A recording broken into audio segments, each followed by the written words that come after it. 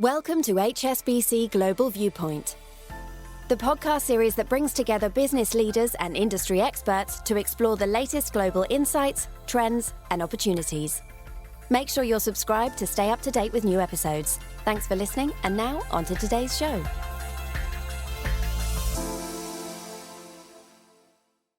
You're listening to the Macro Viewpoint, our weekly showcase of the key views from the team here at HSBC Global Research. This podcast was recorded on Thursday, the 12th of January 2023. Our full disclosures and disclaimers can be found in the link attached to this podcast. Hello, I'm Piers Butler, and a warm welcome, everybody, to this week's podcast. Today, we're looking ahead to the prospects for the global economy and emerging markets in 2023. Will China's reopening boost economic growth beyond its own borders? And can investors look forward to recovering some of the deep losses in emerging market assets seen over the past 2 years? To discuss this and more, I'm joined in the studio by Janet Henry, Global Chief Economist, and Murat Ulgen, Global Head of Emerging Markets Research. Janet and Murat, welcome to the podcast and Happy New Year. Happy New Year, Piers. Thank you, Piers. Happy New Year. So, Janet, if I can start with you, what are the key factors affecting your forecast for 2023? Well, there are lots of factors. Of course, with the rise in inflation over the course of the last year and the higher than expected increase in interest rates, the impact of monetary tightening is evidently coming through in terms of housing markets, both in terms of the stretched affordability, in terms of debt service costs, and that slowdown in housing markets feeding through in related spending. And also there are signs that the global industrial cycle is rolling over. That's partly explained by the shift from service sector to goods-related spending. So anyone dependent on exports is unlikely to see such support coming through there, as well as some of the other uncertainties which are weighing on the outlook for investment spending will also be impacting in terms of weak trade growth. But of course, we do have some potential upside at some point in 2023 to the global economy from the impact of the reopening in China and the policy stimulus that's feeding through in terms of stabilising the property market. But the timing is obviously quite uncertain. In our forecast, we get the best of the rebound in China coming through probably in the second quarter and third quarter of 2023. And over time, there are a lot of economies, particularly in the Asian region, that are going to benefit from the tourism effect coming through from China as well. And that's a good opportunity to bring Murat in, because that China reopening is likely to have quite a significant impact for emerging markets. Can you give us a view on that, Murat? Of course. Well, obviously to start with, emerging market financial assets, they suffered deep negative returns for 2 consecutive years. And this has been the result of a very worrisome external backdrop because of all the reasons Janet has mentioned very rightly. And not surprisingly, we had frequent episodes of elevated stress in financial markets and significant outflows. But we think a repeat of such an adverse external climate looks unlikely. And one of the reasons is, as you said, China reopening and obviously falling inflation as well. And these two should help emerging market assets to recover some part of their losses of the last 2 years, at least in the early phases of 2023. The technical picture is also favorable, with better valuations, lower positioning of securities holdings of non-resident investors, and high cash levels of institutions should also help with a solid start. Now, we've seen in the financial headlines a lot of commentary about markets starting to discount inflation peaking and interest rates potentially coming down as things get back under control. Is there a risk that investors get carried away with this positive story? Yes, there is a possibility, clearly. We've seen, I think, evidence that inflation probably has peaked in most economies. In the US economy, we've already seen it fall from over 9% to over 7% and probably set to fall below that in December and on into January, helped by the fallback that we've seen in the oil prices and also some heavy discounting by retailers. Inventories are at quite high levels, so we may continue to see some downside surprises in the coming months. So they may extrapolate that and obviously get excited that we're going to get not just rate cuts in the second half of 2023, but perhaps some quite aggressive ones. So where they are in danger of getting overly optimistic is extrapolating too far. The fact is we are getting some good news from here as long as oil prices stay low and the current trend continues. But There are structural drivers of inflation too. And for central banks, of course, there is the ongoing concern about the impact of labour markets. You don't need a full wage price spiral to be concerned about inflation, but labour markets and wage growth can lag the fallback in inflation, and inflation could stay stickier somewhat longer than markets seem to be expecting. So a peak in rates doesn't mean that they're quickly going to be cut. We could see interest rates on hold for quite an extended period. And Murat, your latest edition of the Emerging Market Sentiment Survey gave quite a positive reading, didn't it? I mean, it did, for sure. And obviously, it's been a solid start for EM, and it may carry on for a while, as we discuss in our reports. But then we also don't foresee all of 2023 will be a smooth ride for EM risk appetite either. I mean, as the year progresses, many complications could resurface. For one thing, and related to what Janet said about inflation, global monetary policy could still disappoint, led by the Federal Reserve. Janet and the team, they're not looking for a rate cut from the Fed until the second quarter of 2024, which obviously matters a lot for EM, whereas the markets are betting on a pivot in the second half of the year. Similarly, the global liquidity backdrop will probably get less supportive amid further quantitative tightening.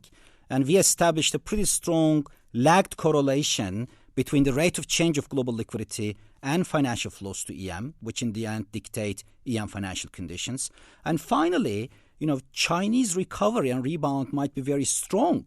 We've seen a lot of economies, particularly in Europe, they've surprised to the upside following their reopening.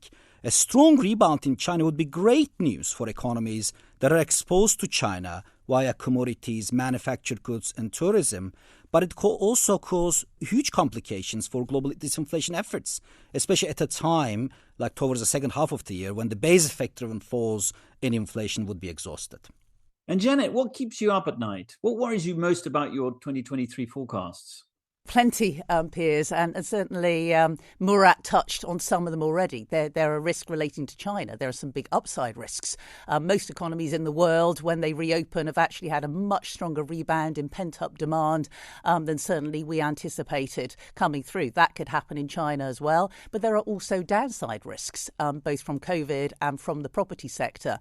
We've got the ongoing uncertainty related to Russia and Ukraine as to whether it continues in the current situation or whether there's a possible resolution, or indeed whether there is some deterioration on the gas price front. At the moment, gas prices are now back below at the wholesale level pre-invasion levels. We've had a mild winter, storage levels are high. 12 months from now, it could be a different world to the upside or the downside. And I think for central banks, the key risk to our forecast is obviously labour markets. We've got the last rate rise, one more 50 basis point rise from the Federal Reserve in February. But the reason we don't have them continuing to tighten into the second quarter is we expect the labour market to be loosening by then. If it isn't, then obviously the Fed could end up tightening considerably more. And would you add the dollar to your list of risks? Yes, I would. We have seen the dollar strengthen quite a lot over the last year or so, but recently that dollar overvaluation seems to be reducing to some degree, and certainly Murat talked about some of the benefits to the emerging markets if that were to continue. If we were to see a renewed resurgence in the dollar become increasingly overvalued, then that would start to pressurise some of the emerging economies in particular, who finally started to see some relief in terms of currency depreciation and the need to continue tightening policy. Murat, if some of those risks that Janet talked about materialise, what would be the impact on emerging markets? We see the risks to growth quite balanced in both directions. I mean, we talked about a strong rebound in China, which obviously would help a lot to many emerging markets that are exposed to China but complicate disinflation efforts. The opposite is also possible.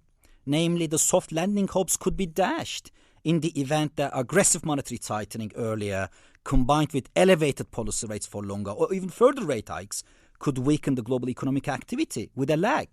And actually, emerging markets on their part, they have very little room to stimulate growth because the real interest rates are already low and fiscal impulses are forecast to be negative for most EM economies in 2023. And just to finish, Murat, the EM space is very broad. Where do you see the relative outperformers?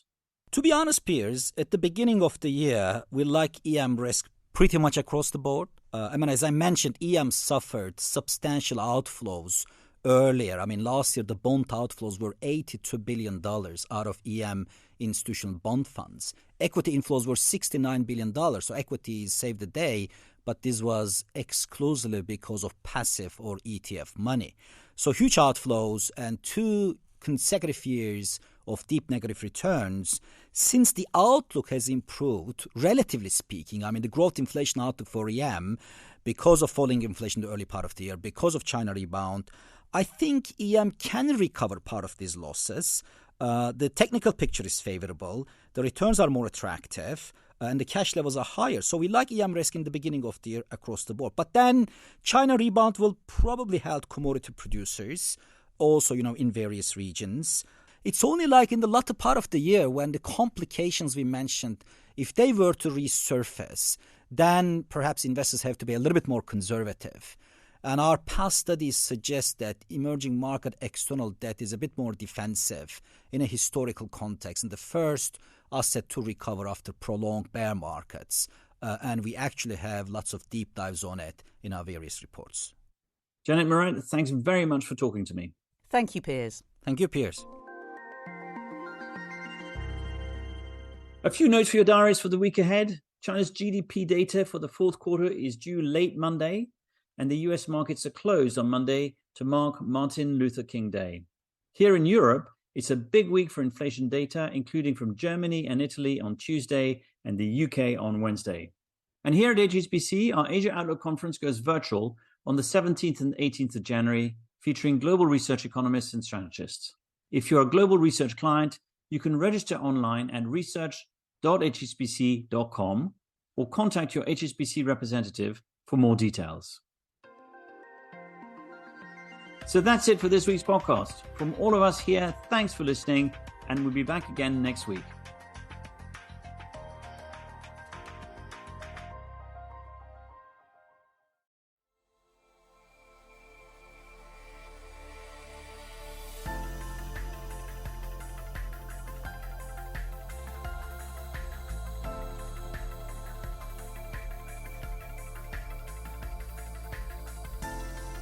Thank you for joining us at HSBC Global Viewpoint.